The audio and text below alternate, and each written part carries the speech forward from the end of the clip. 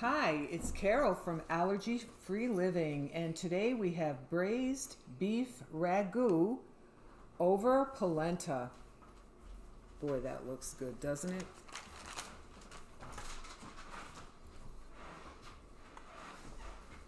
Hi, everybody. Today we have Jackie again, and Jackie did this great dish. She also did the chicken pot pie. That was her first time here, and Jackie has Crohn's, and we're introducing her so that she can show you how really good dishes can be with Crohn's. And I am telling you, I had this and it is fantastic. But it wouldn't be here if it wasn't fantastic, because you know how I am. I'm very picky. And you just really did a great job, Jackie. You really did. So I'm going to let Jackie talk about this dish and what she put in it and how she made it. So go ahead. Sure. So the braised beef ragu over polenta, it's a low FODMAP dish. It's also gluten-free, and you can make it dairy-free as well. The dish that I made is not dairy-free. I did use butter in it, but you can use a vegan spread substitute, which we have in the recipe, if you'd rather dairy-free as well. But so it takes about 15 to 20 minutes to put together the beef ragu and about 5 minutes to put together the polenta, although it takes about 8 hours to cook. It's only about 25 minutes to put it together, so it's really easy to do. You just kind of set it and forget it. And so it's just a 3-pound round roast, seared and then put into the crock pot. And then I cover it with a little bit of red wine. Make sure it's a red wine that you would actually drink. You don't want something that's bitter or just like a cooking wine. You want to use something hearty that you would actually enjoy as well. There's beef stock, salt, pepper, canned tomatoes, basil, and then some of the low FODMAP alternatives that we use for it are a low FODMAP Italian seasoning, which you can get from Whole Foods or Amazon. You can order it from. And so it doesn't include any spices like onion powder or garlic powder in the low FODMAP edition. There's also onion infused olive oil and garlic infused olive oil as a substitute for using garlic or onions.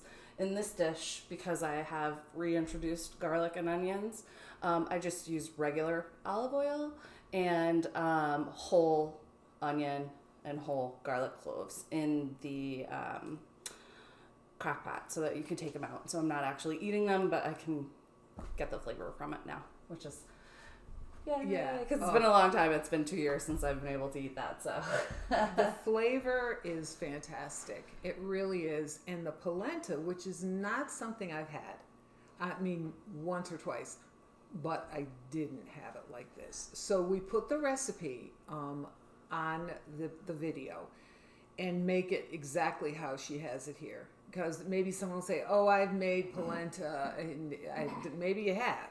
I had made it too, but this was delicious. The taste of butter is out of this world.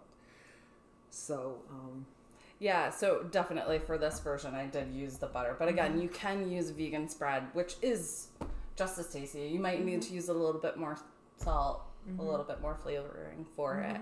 But yeah, that's how I did this one. So the polenta was separate?